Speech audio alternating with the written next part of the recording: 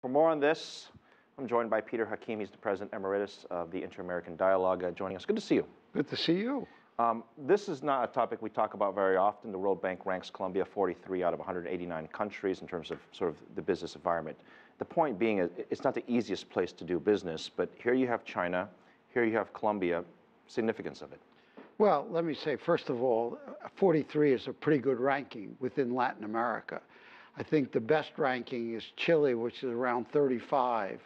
You go to Brazil, it's up there in the 60s and 70s. So Colombia is actually ranks very, very high among the places in Latin America that are friendly to business. So what does Colombia get from this relationship with China, besides the obvious of the potential trade deals? Let me just say that this is the first visit by a senior leader of a senior Chinese leader to Colombia. Chinese leaders, the premier and the president, have visited most of the other major countries of Latin America. In fact, I think Colombia is the third largest country. This is the first visit by prime minister or president. Secondly, I think that there has not been, Colombia and China trade a lot, but they haven't moved to the next step. Where in Brazil and Venezuela and Argentina, the next step being the investment side of it. So China is now the second biggest trading partner of Colombia. And I think China is becoming interested in, it's a business-friendly rather than business-unfriendly country.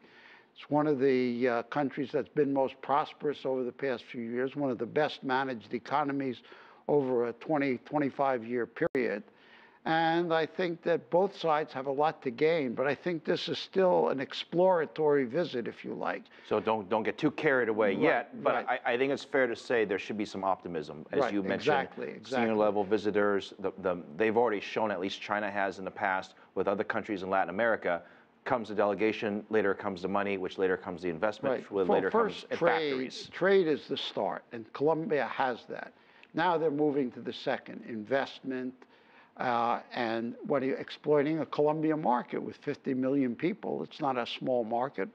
China, it sounds small, but it is. Do you think China wants to sell goods to those 50 million individuals, or do they want to perhaps build factories and build businesses in those areas to support the network they already have in Latin America? Their primary interest is the latter, what you said. They want to build access to mines, the oil supplies, the food supplies of Colombia. That's what they've come to Latin America for. But at the same time, if they're trading, they want to sort of export as well as import. And that's happened elsewhere in Latin America. As with any international cooperation or trade deals, culture is an important part of it. China has one culture. Colombia has a very different culture. And of course, it can be overcome, but it is a challenge. How best would they address that? Well, I think just working at it. I think it takes time. Colombia is not a difficult place to do business. They have a pretty well-organized government, pretty good institutions. They're coming out now of a long-term civil war that should be over in the next year or two with any amount of luck.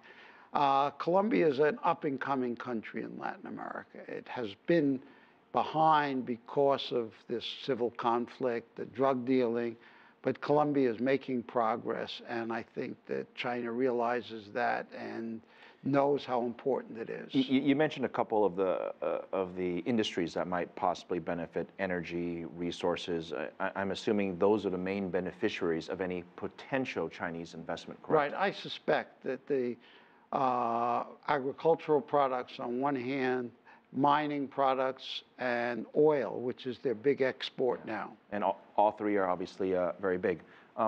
Peter, good to see you. Good to see you. I enjoyed it. Thank you. Always good to have